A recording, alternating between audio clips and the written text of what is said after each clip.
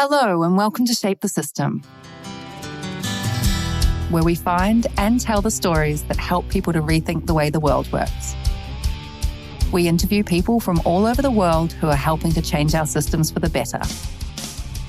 Shape the System is an independent podcast with support from KPMG High Growth Ventures, who help ambitious founders and their teams scale up for success. More about KPMG High Growth Ventures after the interview. We hope you enjoy this episode. Jan Skjoldhammer, and we were just talking about your name earlier today, who's actually 11 o'clock in Sweden, which is great, 7 o'clock here in Australia, PMs and AMs. So this is one of our first kind of fully across the globe chats, which I'm quite excited about. We're going to be talking a lot today about energy in the context of waves. So there's a lot to get into. There's a huge amount that I do not know a lot about, which is not unusual for this show. But before we get into all of that stuff, I just want to welcome you to the show, Jan, and just give us the smallest amount of background on you and where you're coming from and yourself, and then we can dive straight into the problem. Well, thank you for having me, Winston. A pleasure to be with you in Australia, 8 hours earlier than we are. Well, my background is education as an officer, an economist, and an air transport pilot. So I've been flying aircraft for 25 years around the globe, burning thousands of gallons of fuel, which I now want to pay back in some way. While flying, I did a very large property venture that came out quite well. And that gave me some choices in life. What to do next, keep on flying for 15 more years to do something more sensible. Mm-hmm. And in my drawer, I had many patent ideas. Seen them come into life 25 years later with time and time again, which kind of gives you slightly irritation. Mm-hmm. And so I decided after 1 year of thinking that I should stop flying and put all my effort into saving the climate with profitable wave power. Right. Wonderful. Now we're going to get to profitable wave power later, but I want to start with some kind of, maybe it's first principles, but at least some wave power for dummies. I think maybe I'll call it that.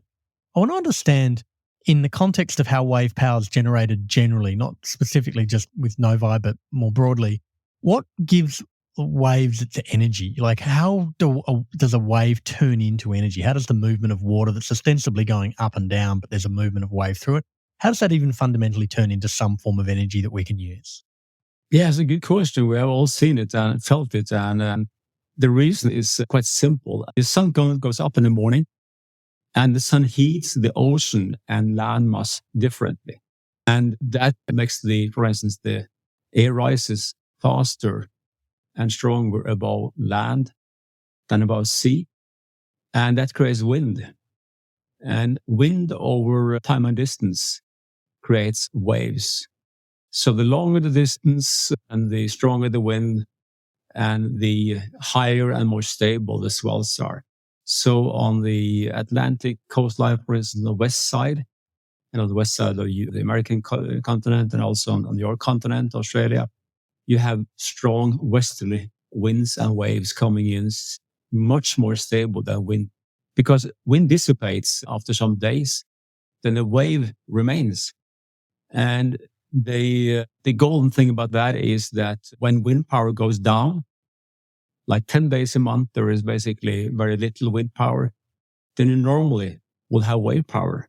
And of course, sun power only at daytime. So what happens that 40% of the hours of the month, there's little wind and no sun. So what do you have? You have fossils or you have renewables with storage. The storage is also costly and also partly unsustainable in some instances. So if you can have one energy source which is renewable and at the same time stable, you have the golden nugget. Got it. Now, I do want to come back to energy mix in a minute because that is definitely one of my questions. But I want to come back to I know I'm going to be a niggle on this, but in terms of how a wave actually turns into energy. And the reason why I'm asking this is if you're sitting in a boat and 1 meter swell goes under you in a boat, you don't really observe much, but there's actually a huge amount of energy that is in that thing that has just gone under the boat and lifted it a bit and you nearly spilt some of your champagne or whatever happened, whatever boat you're on. Yeah. I'm trying to work out how that energy itself is typically turned into energy that is actually usable. Like what's normally happening in some form of energy generation from wave power itself? All right. There are different ways of extracting energy from the waves. First of all, weight of water is 830 times higher than the weight of air. Right. So if you compare to wind power, you can, for a much, much smaller area, you can have the same energy output as with a wind power, the giant wind power turbines. And also, of course, that affects the noise level, etc. So the water, let's say, and the waves can create energy in two ways. One is by standing in the way of the water, like when you're out to the beach, you can feel the waves crashing against your body, or on the surfboard, you go up and down a bit. That is the particles that are hitting you. And there is some force with that. Then you have buoyancy, like on the surfboard. Try and pressing that surfboard below the water. Right. You probably need like 300 kilos. When the wave's coming up at the same time. Yeah, but you can hold the surfboard quite vertically in the water. In a normal wave, it doesn't slash that hard. So our calculations with our doctor, Stefan Björklund, our CTO, has concluded that if you are trying to extract energy from the waves by just standing in the way of the particles, you need 30 times more the size of the unit in the water as opposed to having air in the water. Interesting. So trying to put down 10,000 buckets of air underwater is a huge force. In our case, we're lifting 600 tons. That force is impossible to create by just standing in the way of the particles. Yeah. Okay. Fascinating. And that will get a bit to the solution of how Novi actually works. And I do want to come to that. So let's just come back a little bit to the problem space. And you touched on this just before with regards to if we're trying to move to renewable energy, we have to accept the reality that there's a period of any day in any kind of localized region where there isn't wind blowing and there isn't sun shining. And the gap in that mix, I think you pointed to 40%, is the opportunity for wave power essentially to provide the bridge, if you like. Yeah. So if that's true, if that's the gap in the energy mix from a potential perspective, like where does wave power sit today in the mix in terms of how much energy are we actually generating from wave power? And my guess is it's going to be a lot lower than 40%. And I'm trying to understand what systematically or systemically has caused that to be the case. Why do we only have that much power coming from wave power today? Yes, also a very good question. Could perhaps liken it to a annual season of fruit. It takes some while to plant the tree. And then after a while, these things start growing on the tree. And then comes the fall when you harvest. I think we are just starting get into the fall season with wave power. It takes a while, and many solutions have been going the wrong way. As I mentioned, it's easy to just be in the water and think and get this flash of I'll make something like that. I'll make something that turns around or forth and back, and then you start spending 10 years on that stuff. But it's so crucial that you do the requirements analysis first and set down how it shall work. Should it work by particles, by buoyancy, round, rectangular, all those things. And many have been in the water with large systems for years. Very often they have a weight of perhaps 60 tons and they provide 6 kilowatt. You can drive a moped on that. It's complex to see. Doesn't make sense, does it? Sure. So right now, there are a few megawatts out there, both on the land side, like oscillating water columns. A few ones are up to sea as well. Also in Australia, I've been testing a few ones for months and years. But basically, the problem is they're too heavy. They're too heavy and complex as opposed to what you get out of them. So if you can drive a moped on something weighing 60 tons or is very complex, it will never, ever be economical. If it's not economical, it won't grow and be big. So I might, if you allow me, go back a little bit in history. Sure. I had this float in my patent drawer, you may say, when I was 25 years old. Then I went into flying instead, so we've been dormant there. And I saw the advantage of being rectangular because the waves are rectangular and you can get more force per unit. But then I didn't have the machinery. So I started looking into this 6-7 years ago. And I sat down, I said, need to have requirements to be economical. And it has to be light. It has to have very few parts, be simple, durable, and based on well-proven parts. And then finally be cost-effective. So I sat down for basically 1 year looking into this different solution. Didn't look at the other ones. So I went to cogwheels. I went to hydraulic actuators, to change and hydraulic motors, all that stuff, and they all went in my trash can because they collided with my requirements there, either by the weight, the light, mass complexity. Sure. Until I finally got this combination we have today with the large float coupled to an hydraulic cylinder to an hydropower plant on top, Pelton turbine. And then I have six check marks. Then I continued. I do think many have not done that rigid requirement analysis before they put all the efforts and money into some system. And since we did it this way, we seem to have a quite different outcome when it comes to weight versus output than the other ones. But many have fallen into the trap of making something without doing this analysis first. I think that's the main difference. Or doing theoretical analysis from a desktop rather than getting out in the field and sticking it in a pool somewhere, I think was one of the photos I saw on your website. Yeah, correct. And this is the reason why there are just a few megawatts out there today in the oceans which are functioning. I hadn't thought about this up front, but just as an interesting parallel, I think about the evolution of traditional kind of wind turbines, and they started life quite small in the grand scheme of things, and they were profitable, they were viable at a fairly small scale. And then they've got bigger because they've realized the bigger ones are actually even more economical in terms of cost to install is roughly the same, but it can produce 4 times as much power because it's 4 times bigger. And you're probably in a similar arc here where if this thing doesn't work when it's 12 feet long, or however long that is, maybe 3 or 4 meters long, then it is not able to be viable at that scale. Why would you ever make a 40-meter long one or a 400-meter long one? Is that kind of where the thinking came, or the arc of that thinking? This is kind of common into our sector. Right? The limiting aspect is the size of the waves, actually. The wavelength is normally in summer down to 30 meters at the smallest. 30 meters, sorry? 30 meters, between the wave top to the wave crest. And the wave itself. Yeah. And of course, if you have something in there which has the same length, not much happen.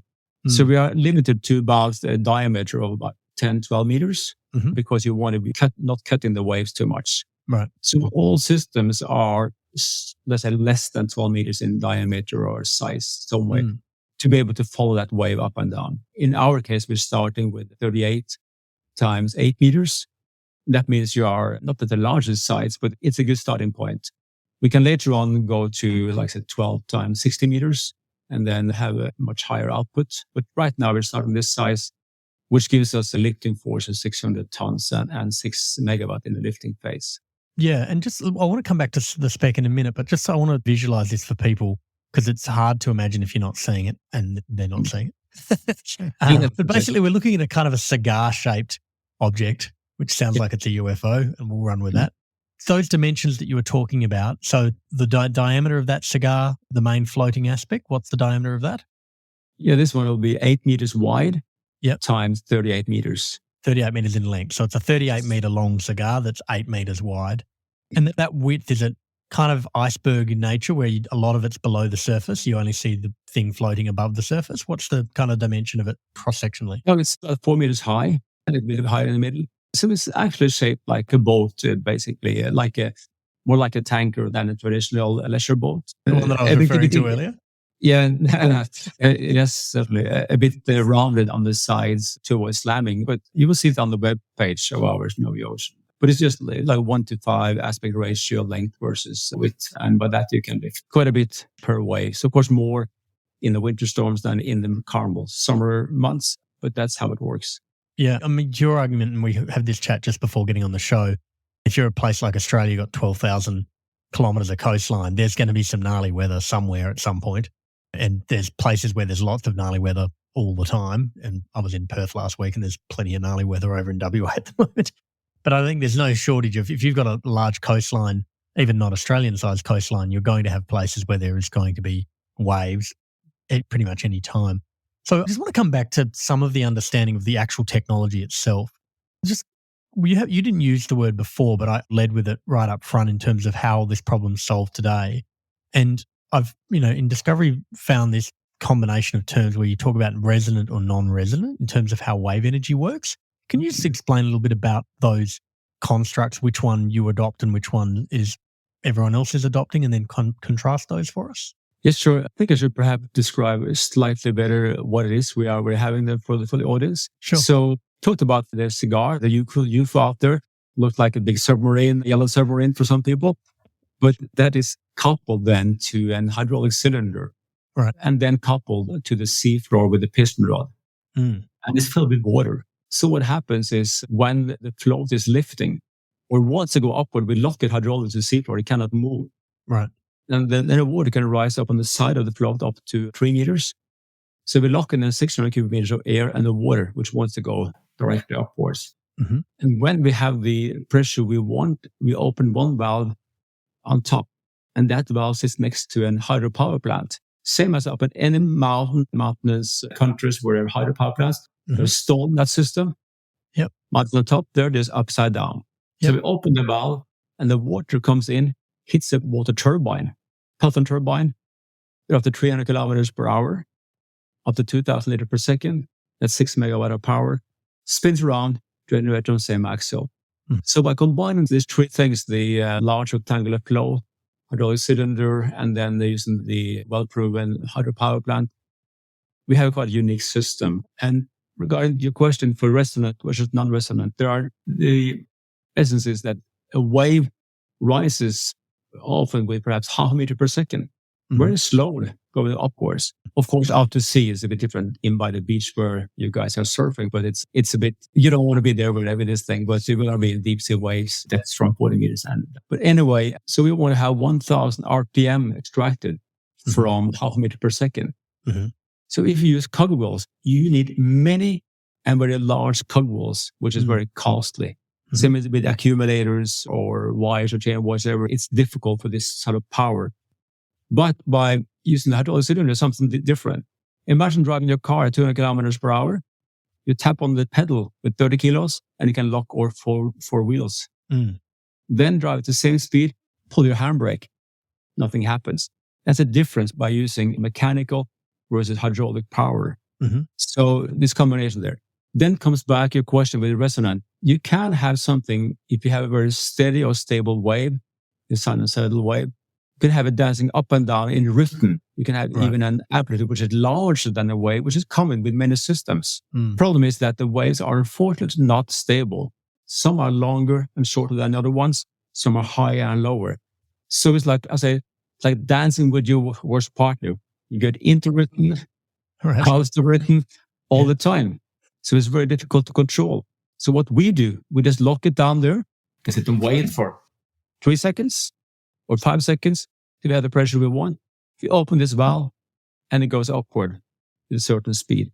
We decide the size of the valve or the nozzle to then make the perfect ascent of the system. So we don't mind actually if it's irregular waves or whatever it is. It's very difficult to be resonant out there in changing waves. So we are so-called non-resonant. Yeah. I'm going to play back a couple of these things because I want to make sure I understand them, but hopefully we'll translate them into other language.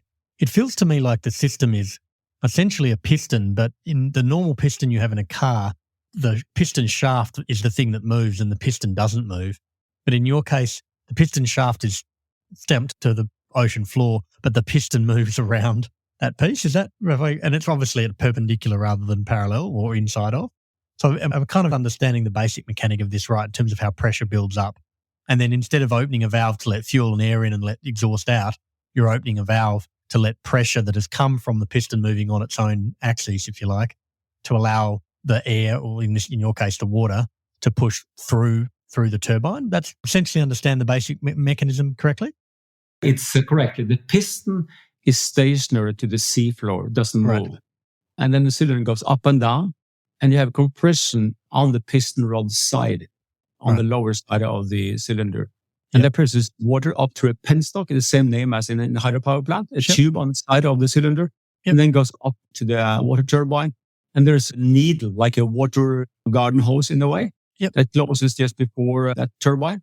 So we close it. And we wait until we have the pressure we want because the water is rising, or the wave is rising on the side of the float. Open that one, and you can have up to 100 bars of pressure. And then bang, it hits that turbine with a huge force and spins it around. It's the same as if you have, let's say, 100 bars. It's the same as 1,000 meters of difference between the dam and the hydropower plant in our turbine section. So we just do this exactly the same thing as we do with hydropower plant, just that the water comes and goes on and off. Yeah. We're just pumping water to the turbine. It can be aligned with the old garden pump you had out in the garden with the hand. Yeah. It has, you pump water in that one, and there's two check valves. One is closed while the other one is open. This water goes around and around. In the garden system, the water comes out. In our system, the water just goes close to the round, around. Yeah, so it's clean water going around all the time. And I guess my follow-up on the resident thing, which I think is really critical, because what I was trying to work out coming into the show today was trying to understand why we have heard a bit about wave power, but we really haven't seen it dominant in the energy mix. And that for me feels like the status quo. And what feels like to be a big part of the problem here is that the solutions that are out there, as well as being 60 tons to power a small scooter, are also not really set up for the reality of waves, right? The reality of waves isn't they're just this beautiful, rhythmic, constant, resonant thing that you talked about. The reality is who knows what's happening. You don't know whether the next wave is coming in a meter or if it's coming in 12 meters. There might be 3 waves that have coalesced into each other, or you don't get one for a while, or there's so much variance. A graph on what waves look like over a period of time must be just basically a flat normal curve, I can imagine. And so if you're not building something that basically treats a wave as an individual instance and says, I'm going to extract the most amount of power out of this particular instance, and I have a breadth of instances that I can operate under, your opportunity to ever capture all of the energy or a good chunk of the energy out of waves in general is hugely limited. And for me, that's what this feels like is just a massive part of the innovation that you guys are doing, which is the super exciting part. Have I kind of understood and played that back correctly? That's correct, yes. So first, as I mentioned in the beginning, that most of the other ones, or many of the other ones, they have focused on the particle stuff. And in our opinion, that will never, ever be economical. Then you have the group that works on the, let's say, air and the water. Most of them are resonant. And that's also extremely difficult to control and to be economical. And you cannot have our size unit in resonant, because the ones that are resonant, they go deep in the water, up and down like a buoy. But as the wave is 3 meters, they might be moving 6 meters up and down deep in the water. You cannot splash a unit our size down in the water like that. You have to be then more, let's say, cylindrical. So those systems, they can perhaps lift at most 150 tons. We lift 4 times more in this iteration, and we will be lifting 10 times more in the next iteration. So in our opinion, you have to be rectangular, you have to be large, you have to be non-resonant to be economical. The other ones have challenges in that aspect. And of course, then the timing of the waves, you want to extract power from all the waves which have a certain size, about perhaps 0.75 meters. And if you're trying to dance up and down in a regular rhythm, it's very difficult with the changing wave height and times there. So that's also why if you look into wave power, what I recommend the listeners to do, if they are interested in seeing how they can power Australia, for instance, with clean energy from the waves, look into any systems out there. There are many one development. Look for the numbers. Look and see if you can find some systems that publish the numbers out there. How much is the annual output? How much is the peak output? What is the weight? You will find almost none shows it. They talk about the future of wave power. They talk about the area size, but they don't show the numbers. We are almost the only one that does this publicly because we can. That's the best way is to look at the scoreboard, right? I know. No, I'm with you on it. I love it. Yeah, but with this is a funny sector because many have been putting so much money and effort into it, and they keep the numbers to the chest. And we said, well, we just want to be transparent with everything. It's much easier. We show it like it is, and we're starting up with modest. We say now it's 500 kilowatt. The numbers actually show we will produce much more than 500 kilowatts, actually close to 1 megawatt. But we're not going officially with that yet. We want to be on the conservative side. And so I want to change gears a little bit here because there's a couple of things in this that you touched on right up front. Two of them being the weight and the expense of creating things, but also you've talked a couple of times about this pattern drawer, which I think if you don't have a pattern drawer, you should absolutely have one. That sounds awesome. If only we all had a pattern drawer. But the thing I wanted to understand is, and I think they're related, but let's break them down individually. A little bit of the challenge of a lot of these things of how do you get them to scale is related to how do you create them at a level where they're so cost effective that their overall cost of ownership and their payback period is so good that they're an attractive investment for either someone to build themselves or to buy and pre-build. So I want to understand a little bit more from you about the materials and the simplicity, the way these things can be built, what they can be made out of, who they can be made by, and why that is leveraging what we already have. And then second to that, I want to then go into kind of how you see yourselves taking this to market, because it doesn't look like hey, we'll build all the things and we'll sell all the things and we're a private shipyard in the Scandinavian region. It actually looks a lot more like we have this amazing technology, and unless we work out how to get 10,000 of these things built, it's not going to work, and there's no way we can build them all. So maybe we can start with the first part and then we can go into the second part. Yes, first of all, we have patent in Australia, if that might pleasure you. We have 2 patents in 20 countries. The third one is now on the rollout as well, as in about 15 countries. It's mainly the countries with the potential for wave energy. You cannot patent all of them because it's kind of expensive otherwise, but that's a good coverage. And then it came into to how it's going to be, first of all, what it's going to build in. We are looking into, for the plot itself, it will most likely be steel, ship steel. We'll also look into fiberglass. We're now working with 2 very qualified ship designers here in Sweden. So we're weighing the pros and cons there. The price of metal, as you know, is kind of high nowadays. And also you have the lifetime question. So there are many aspects that affects both the CapEx and the OpEx. So we'll get back to that. Of course, the cylinder will be in steel. Same also with the Pelton turbine, et cetera, et cetera. Then comes the question to who will build it. Well, we had 3 revenue models in our system. One is own production, let's say build, own, and then, to build it and then so there's a turnkey to utility companies and oil companies. Then, of course, we could also, as time goes by, when we have more in the cash box, also build them and own them ourselves and lease out to users.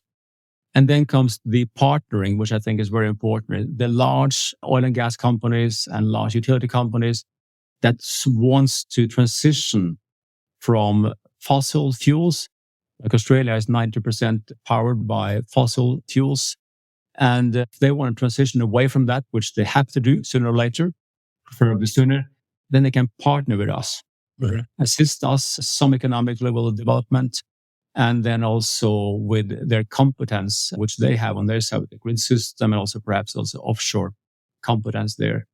And why shouldn't they just wait on the sidelines? Well, it is because we will probably have 1 or 2 main partners globally. And that means given our system works as well as we think it will do, it looked like to be doing after validation, then they will be first out. The companies that want to sit on the sidelines and wait, they won't have access for many years. And given we can solve this problem with unstable energy from the renewable wind and solar, we can help them. We can also solve the problem. So that's why we encourage these larger companies, the executives perhaps listening now, look into this, our material, contact me, scrutinize the technical side, the economical side, and let's have a discussion, because I'm sure we will both give you a large profit, and at the same time, you will have a good image by working with the climate side. And for Australia, for instance, you have this 12,000 kilometers of coastline on the south side and the west side, where you have constant waves coming in every day. It goes to waste right now, gigawatts of power going to waste the second as we're talking. It is there. This is the largest untapped energy source of the world. And no one is using it properly. It will happen. There's no doubt. So the companies coming along with us early on, it will benefit both economically and also with the image, because they are not just waiting for someone else to do the job. They're coming along. Yeah. And then finally, we will also encourage the license production. Once we have the blueprints ready, we'll be in water, by the way, within 3 years with the full-scale units, depending on funding, can go quicker as well. Then we would like to have shipyards all around the world to produce our units themselves up to about 60%. We will plug in 40%, the more complex pieces, the turbine, etc. But we want to work with shipyards on license production.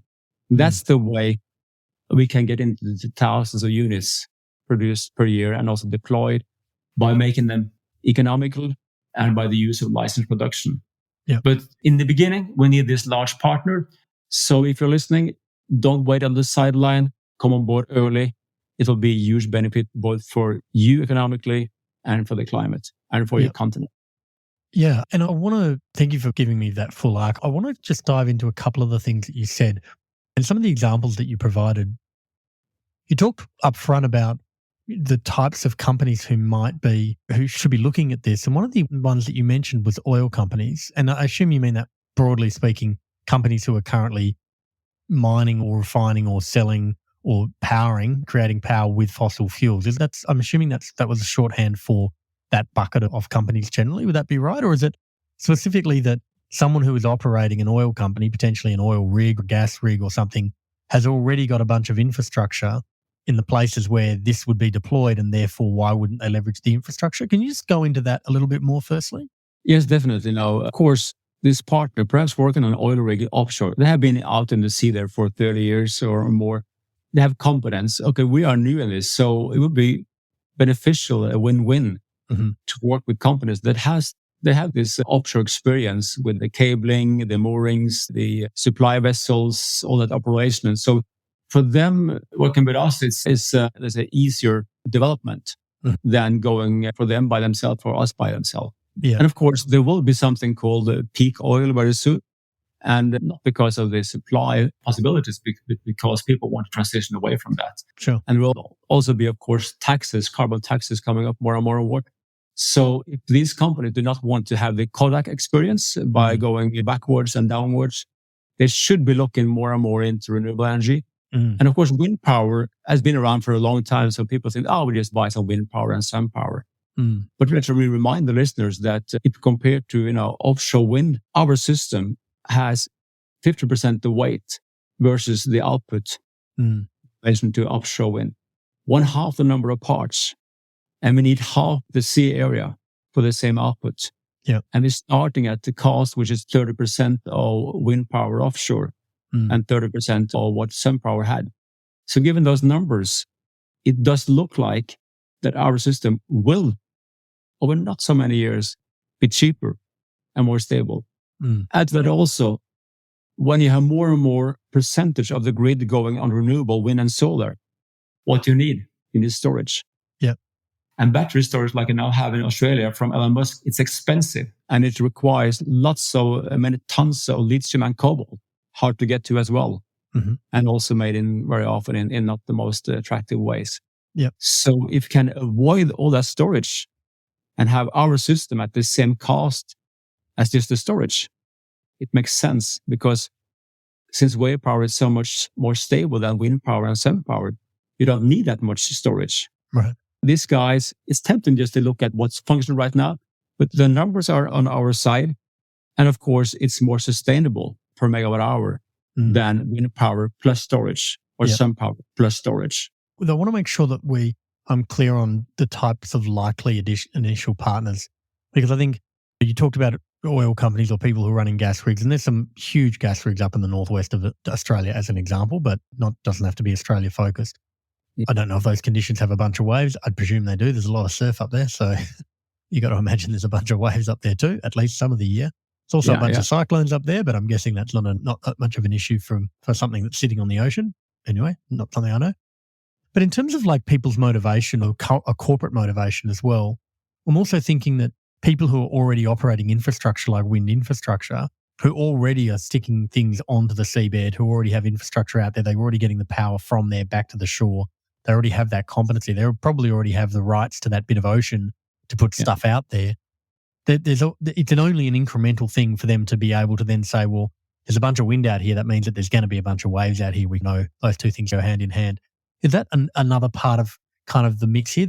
I've heard of places where you've got solar being put on car park roofs, and the point is you got to park cars. Why don't we use a solar panel for the roof as opposed to a normal roof?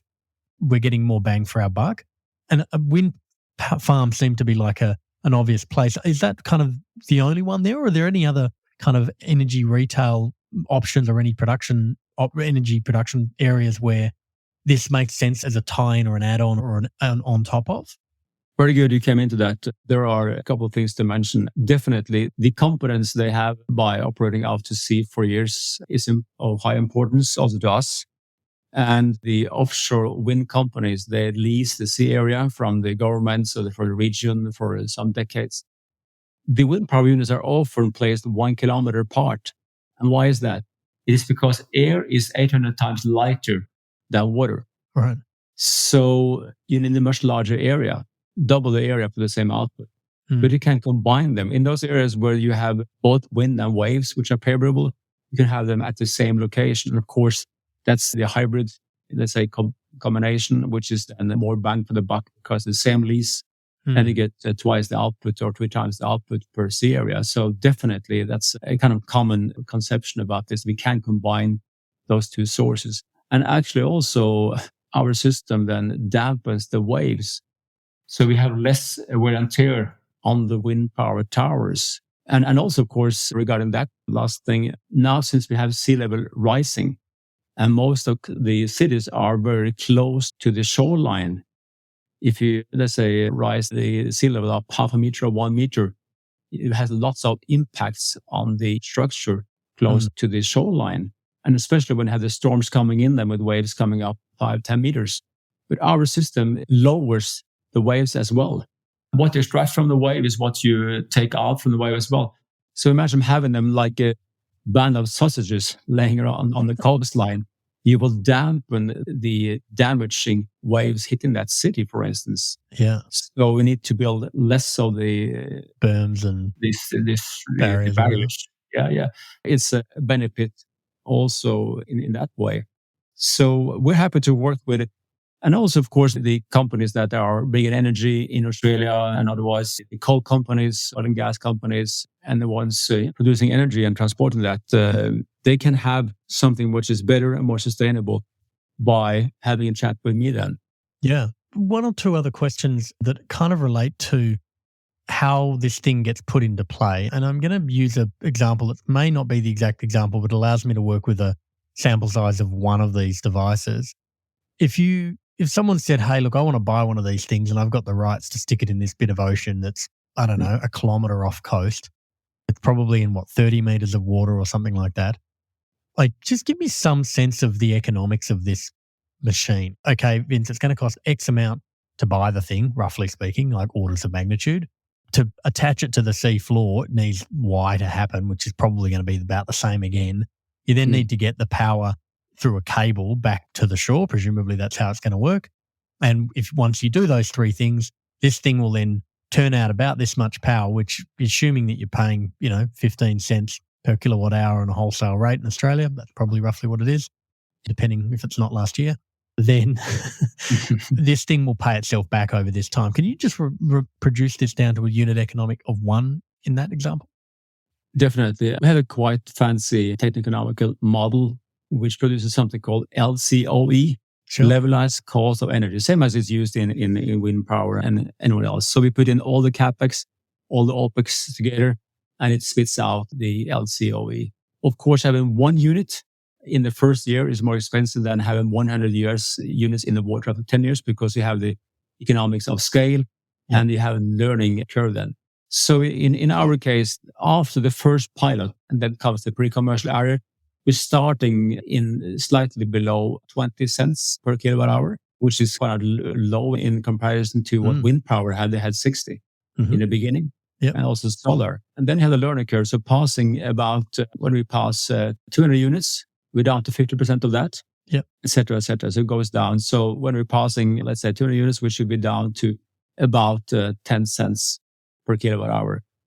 And then you have carbon credits, which you can sell, which covers the OpEx, basically, because you get about 100 euros per ton of CO2 avoided. So that's kind of nice. You can just have the carbon credit sold and it pays back basically the OpEx, depending on the size of the area and where you are, et cetera, and in what's continent. But in Europe, that's about the numbers. I think it's a bit less in Australia, but it will be rising because there's a demand for this taxation.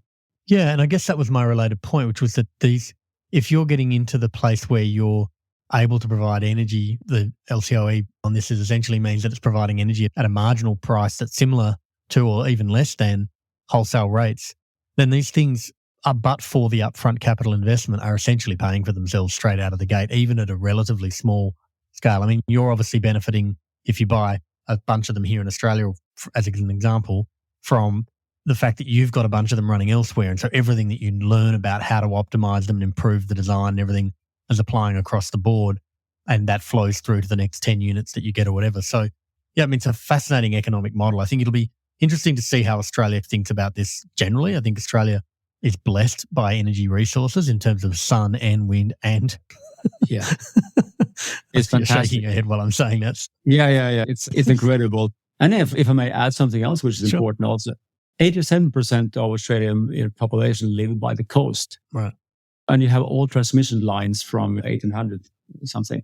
And in the coming 20 to 30 years, the amount of energy going through electricity will be doubled or perhaps even quadrupled. Mm. So you need much more energy going that way, and you don't have the transmission lines. Right. Of course, you can have PV panels up in the mountains somewhere and make new lines. They're expensive. Mm. But since you're living by the coast, since you have waves, how about having it out to water, out to the sea, out 3-4 kilometers, make a short transmission lines into the cities or the coastal areas, and you have much lower cost transmission than you would have otherwise. So it makes sense, especially in a country like Australia or the ones which have a large coastal population, to use the system this way. So that's why wave power is so logical. It will be happening. There's no doubt, provided the systems are the right ones. So what I can then encourage is, if some partner there down want to see 5 of those units in the water as a test, it won't cost much. You ask for the price about, in the beginning, about 2.5 million per piece, plus the transmission lines and subsea cables. And then, of course, the cost will be down to 50% after a few years. Let's give it a try. Give me a call and let's talk about that. And you might be heroes in your local region or country-wise. I have to add something more about that as also. Sure. The sea depth from 40 to 200 meters, preferably from 40 to 120. That's the golden spot there. And also something about solars in countries like Taiwan, for instance, and other ones where it's densely populated. There, of course, land is a scarcity. Now there are people producing floating solar out to sea. Right. Yes, of course, you have this. The cost for that land or that water is much less than the cost of land. And there are a few good concepts out there. But in our case, we have a 200 square meter float already. So we say, why not use that one as well? EVs. So we're now designing a system with a fold-out, let's say, panel systems on the side. So we can have 200 square meters of solars on the float. Right. So in this way, you can have the best of the wave power, the best of the sun power. You can have a short transmission cable, and you can protect the cities, and you can have stable output as well. What more can you ask for? The trifecta. Yeah, there's actually still a lot more questions that I have, but I'm mindful of your time and everyone else's time. But look, I'm fascinated by this. I think I would love for this show, to be honest, to be able to play a role in getting some of this stuff to where we are. Our show is listened to by people all over the world. So this is not Australia exclusively, but I think if there is an opportunity for the people in Australia who are adjacent to these companies or work in these companies that we've talked about today, who want to explore this, we don't normally do a lot of kind of, hey, pitch a product and here's the product, but this is, I don't know, it's just an interesting, exciting and highly relevant thing for the part of the world where I'm living and residing. And yeah, I would say, even coming from me, I would employ you to have this listen, to slide it on someone else's desk and tell them to have a listen. But in the meantime, thank you so much for coming on the show and explaining and breaking that all down for us, and to share this technology, which I'm personally super excited about and really want to be successful, not even just in Australia, but more broadly. And I'm really rooting for you. I hope it goes really well. Well, thank you for having me. And for anyone wanted to see more, come and see us in Stockholm. We have a small unit, the 5-meter one, out to sea this summer as a showcase. You can go on board, see how it functions, you can feel it, kick it, and understand more about this. For anyone, welcome to see how it operates out there. And we hope and expect to be in Australia's coastline in not so many years. Looking forward to it. Thanks again. Thank you, Dan. We hope you enjoyed this episode of Shape the System. As usual, if you'd like to suggest a guest, someone that you know who's helped change a system for the better, please go to www.shapethesystem.org, click on the top right-hand corner, then click Suggest Guest. Make sure that you click subscribe so that you get the new episode.